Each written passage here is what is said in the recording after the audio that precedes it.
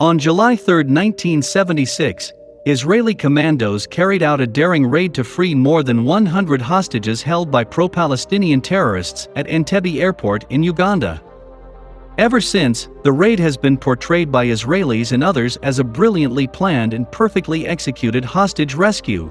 Yet a close study of top-secret documents and interviews with key participants reveals a very different picture of a mission almost derailed by political and military infighting, and one whose ultimate success was heavily contingent on luck. Now let's start the video. Day 1, Sunday, June 27, 1976. The drama began when an Air France Airbus was hijacked en route from Tel Aviv to Paris. On hearing the news, Israeli Premier Yitzhak Rabin set up an emergency committee and sent the Israeli Defense Forces elite anti-terrorist unit Sayeret Matkal to Ben Gurion Airport, Tel Aviv, in case the hijacked plane returned to Israel. Instead, it was flown to Benghazi in Libya, where a single female hostage was allowed to disembark after she faked a miscarriage. She told British and Israeli intelligence that the 4 hijackers, 3 men and a woman, were part of a rogue offshoot of the Popular Front for the Liberation of Palestine, a terrorist organization committed to Israel's destruction and led by Wadi Haddad. In fact, only 2 were Haddad's men, the others were Wilfried Bose and Brigitte Coleman, founder members of an affiliated left-wing West German terrorist group known as Revolutionary Cells. That evening, the refueled plane left Benghazi for an unknown destination with the hijackers and 253 passengers and crew on board. Day 2, Monday, June 28. Just after 3 a.m., the plane landed at Entebbe Airport in Uganda, where the hijackers were joined by 3 more armed Palestinian terrorists. The Ugandans made no attempt to intervene because their president, Idi Amin, was in league with Haddad and knew of the hijacking in advance. His soldiers helped to guard the hostages after they had been taken off the plane and put into the former departure lounge of the airport's disused old terminal. That afternoon, Amin visited the hostages and said he was trying to secure their release.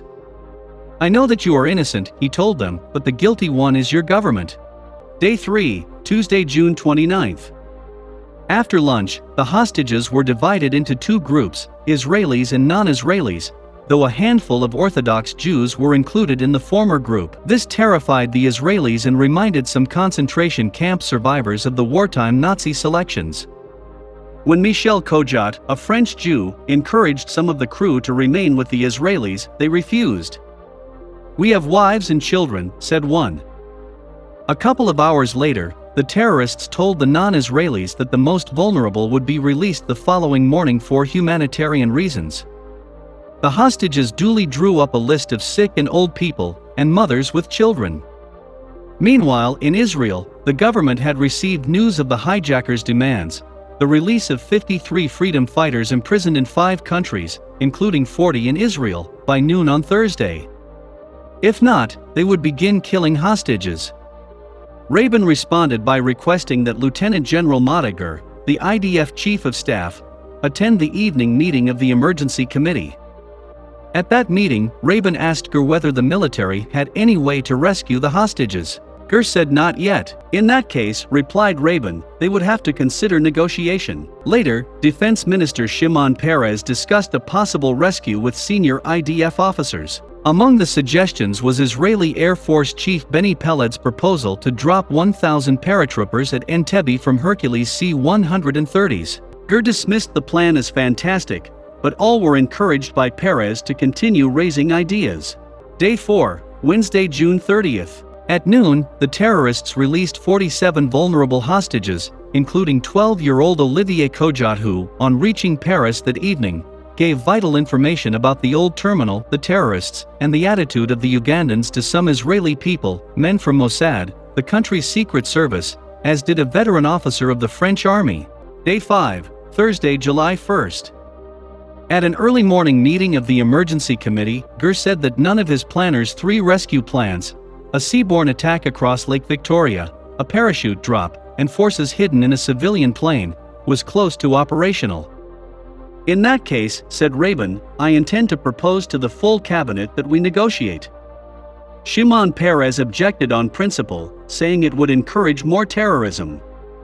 But Rabin was adamant, and the full cabinet, meeting an hour later, agreed, as did the leaders of the opposition. It would not be a tactical ruse to gain time, said Rabin, and Israel would keep her side of any bargain. Word was at once conveyed to Entebbe via the French. At Entebbe, the hostages were counting down the minutes to the deadline when Idi Amin arrived with momentous news. He had persuaded the terrorists to release a second batch of 100 non-Israeli hostages and to extend the deadline to 2 p.m. on Sunday, July 4th. This gave the IDF 3 days to perfect a rescue plan. Aware now that Amin was helping the terrorists, they abandoned the schemes with no exit strategy and concentrated instead on one that involved landing 4 C-130 transport planes at the airport, freeing the hostages, and flying out. The first plane would contain the unit's assault force and 3 vehicles, including a Mercedes limousine to transport it to the old terminal. The follow-up planes would bring in reinforcements, armored cars, and medical personnel. Peres approved the mission, codenamed Operation Thunderbolt. Gurr was less impressed, dubbing it a charlatan plan that might result in another Bay of Pigs, the disastrous CIA-resourced invasion of Cuba in 1961. What was needed was more intelligence. But in the meantime, secret preparations would continue. The obvious man to lead the assault team was the unit's commander, Yoni Netanyahu, just back from an exercise in the Sinai. But Netanyahu, the older brother of future Israeli Prime Minister Benjamin, was close to burnout and unpopular with some of his men. So Ehud Barak was chosen instead, with a furious Netanyahu as his deputy. Day 6, Friday, July 2, 1976. Among the second batch of released hostages who arrived in Paris in the early hours was Frenchman Michel Kojat, who gave Mossad more vital intelligence about the terrorists and the terminal layout. Soon after, Peres received the welcome news that Kenya, with whom Israel maintained close security links, would allow the rescue planes to refuel in Nairobi. He had once informed Gurr, and they both briefed the Prime Minister on the plan. Rabin was not convinced. The operation was, he said, the riskies we've known and the IDF's intelligence incomplete. Preparations could continue, but the mission was subsidiary to ongoing negotiations. The unit's assault team practiced without Ehud Barak, who, at the last minute, was ordered to fly to Kenya to take charge of the refueling. Netanyahu assumed command, with experienced soldier Mookie Betzer drilling the assault teams. The Ugandans are not going to shoot at us in a Mercedes, Betzer told his men, but if they do, let the backup crews handle it. We concentrate on the break-in. To check that the lead plane could land in darkness, Gurr went on a hair-raising dry run to the Sinai that almost ended in disaster when the pilot mistook a perimeter fence for the runway. Next came a full-scale dress rehearsal of the rescue, one viewed as very bad and unrealistic by a senior officer. But Gurr seemed satisfied. The rehearsal went well, he told Peres, I think the plan will work. Some of the unit's junior officers were less confident and considered appealing to ministers to stop the operation before it ends in disaster. Cooler heads urged delay, and in the morning the officers voiced their concerns to Netanyahu, who dispelled them one by one. Day 7, Saturday, July 3rd. At 11:20 a.m. Israel time, Gurr told the emergency committee that the rescue plan was viable. Rabin still had reservations, however, notably out-of-date intelligence. Earlier he had told an aide that a successful operation would require fewer than 25 hostages fatalities. Any more in his government would resign. When the full cabinet met at 1 p.m., Rabin threw caution to the wind. We have a military option, he announced. It has been thoroughly examined and recommended by the Chief of Staff. We have to take it, even if the price is heavy. While each minister had his say, and many were pessimistic, Gurr and Peres left to watch the planes depart from the nearby Lod Air Force Base. Moments before they took off, photos of Entebbe Airport were given to the mission commander. Taken by a Mossad agent in a light plane, they confirmed the old terminal was lightly guarded. After a brief refueling stop in the Sinai, the heavily loaded C-130 struggled to get airborne for the second leg to Entebbe. They flew at barely 100 feet to evade radar detection from hostile states and kept radio silence. 20 minutes into the flight came word from Tel Aviv. The cabinet had approved the mission. There would be no turning back. Day 8, Sunday, July 4th. 7 hours later, just 1 minute after midnight, the first plane landed at Entebbe Airport. The runway lights were still on and the pilot had not needed to use his radar. He quickly reduced power, to let paratroopers jump off with electric lanterns for the follow-up planes, and taxied past the new terminal building to the access strip that led to the old terminal. There he stopped the plane and lowered its ramp, allowing a black Mercedes and 2 Land Rovers, packed with Netanyahu, Betzer and 30 fighters from the unit, to head down the old runway towards the old terminal. Turning left onto the terminal's approach road, they were confronted by 2 Ugandan sentries, one of whom lifted his rifle and shouted advance. Betzer knew from service in Uganda that this was standard procedure and the soldier would not fire. But, ignoring Betzer's protests, Netanyahu ordered the driver to cut to the right and will finish him off. The silenced bullets only wounded the sentry and, assuming he was about to fire back, an Israeli shot him from one of the Land Rovers, prompting more loud gunshots. With all surprise lost, and Betzer fearing the worst, Netanyahu ordered the men out of the vehicles, when they were still 50 yards short of their target.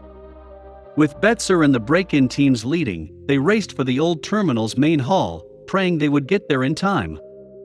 Bullets came out of the darkness and Betzer fired back, hitting another Ugandan sentry.